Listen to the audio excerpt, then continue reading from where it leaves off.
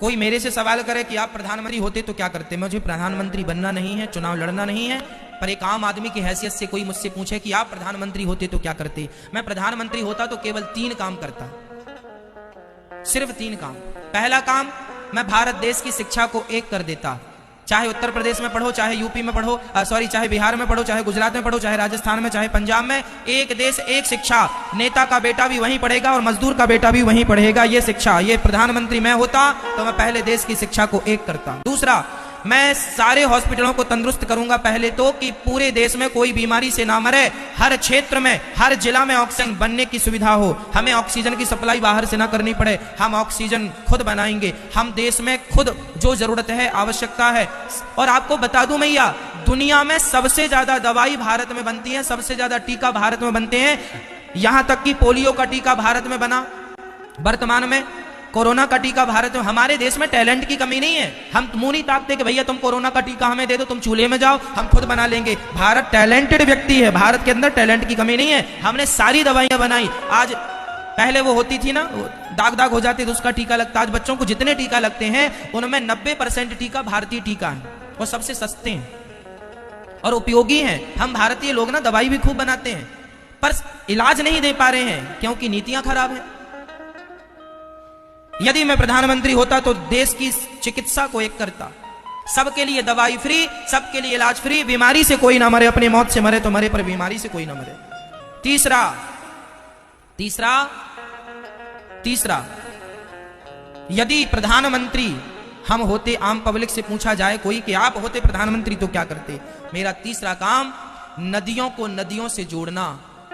यदि आज नदियों को, बड़ी नदी को छोटी नदी से जोड़ दिया जाए तो जितना पानी बह के समुद्र में जाके खारा हो जाता है। छोटी नदी सूखी पड़ी है, बड़ी नदी का पानी बहता जा रहा है। अरे बड़ी नदी को छोटी नदी से जोड़ देने से, और छोटी को और छोटी से जोड़ देने से, और छोटी को और छोटी नदी से जोड़ देने से क्या होगा कि भारत में फसल ज्यादा होगी। आज जहां पानी है वहां का किसान तो सुखी है, पर जहां पानी नहीं है वहां का किसान आत्महत्या कर लेता है पानी ना होने के कारण। इसलिए यदि नदियों को नदियों से जोड़ दिया जाए तो लाखों किसानों का फायदा होगा, और जो पानी का लेवल नीचे चला गया, पानी का स्तर, वह पानी ऊपर आ जाएगा और पानी की समस्याएं खत्म हो जाएंगी और देश को पानी मिल जाएगा। आज हमारे भारत में बहुत सारे जिला ऐसे हैं जिसमें चेन्नई का नाम सबसे आगे है कि वो सूख गई है, 2000 फीट नीचे भी पानी नहीं है। कल को आपके शहर की बारी है जहां खोदने से पानी नहीं होगा, कल आपके पास पैसा बहुत होगा मेरी माँ, पानी नहीं होगा। आज 20 रुपए लीटर पानी बिकता है और अच्छा पानी 50 रुपए लीटर बिकता है। वो दिन दूर नहीं जब 1000 रुपए लीटर पानी बिकेगा। यदि आज नहीं जागे, नदियों को नदियों से नहीं जोड़ा, पानी नहीं बचाया, तालाबों का संरक्षण नहीं किया, तो वो दिन दूर नहीं जब 1000 रुपए लीटर तुम पानी पियोगे और तुम्हारी औलाद तुम्हें गाली देगी कि हमारे देश के हमारे माँ बाप ने क्या किया, पानी तक नहीं बचाया। आने वाला भारत प्यासा रहेगा यदि आज नहीं जागे तो। इस जल संरक्षण के साथ साथ वृक्षों का संरक्षण, जंगलों का संरक्षण जरूरी है, ताकि हमें, आप बताइए, आपको बहुत पैसा चाहिए या शुद्ध हवा चाहिए? बोलो। कल को आपकी जान पर बन पड़ेगी तो पैसा काम नहीं आएगा। अभी कोरोना काल में सबके पैसे धरे के धरे रह गए, ऑक्सीजन भी नहीं मिली। ये पैसा सब कुछ नहीं है मेरी माँ, जिंदगी सब कुछ है, हवा सब कुछ है। इसलिए भारतीयों को शुद्ध हवा मिलनी चाहिए, और शुद्ध हवा तब मिलेगी जब जंगलों का संरक्षण होगा, जंगल बचेंगे, वृक्ष लगाए जाएंगे। रोड के नाम पे करोड़ों वृक्ष काटे जाते हैं, बताओ लगाए कितने जाते हैं? जल में वृक्ष भी आ गए, प्रकृति, चिकित्सा और शिक्षा। पहले हमें इनमें काम करना चाहिए, जरूरत है इन चीजों की। बताओ आज देश को इन 3 मुद्दों की जरूरत है कि नहीं? 3 कामों की जरूरत है कि नहीं? पर कोई भी सरकार अपनी सरकार बनाने के लिए इन 3 में से एक भी चीज ऐड नहीं करती। चाहिए ना कि ये चीजें हों, तब देश समृद्धवान बनेगा। आज इन्हीं चीजों पर तो अमेरिका ने काम किया है, तो आज वो संयुक्त राष्ट्र बन के बैठा। आज इन्हीं चीजों में तो जापान ने काम किया है, तो वह सबसे पावरफुल बन के बैठा है।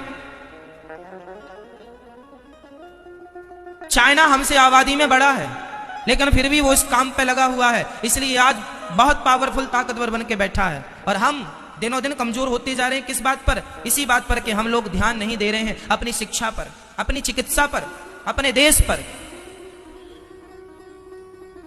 आज भारत में परिवारवाद है, परिवार, ये मेरा बेटा है तो यही नेता बनेगा यही देश चलाएगा, योग्य है तुम चूल्हे में जाओ, तुम योग्य हो तो हो, पर ये बेटा है हमारा इसलिए चलाएगा। भले भले वो बिल्कुल अनपढ़ है, भले उसको काखा गाखा का ज्ञान नहीं है, पर नेता है इसलिए।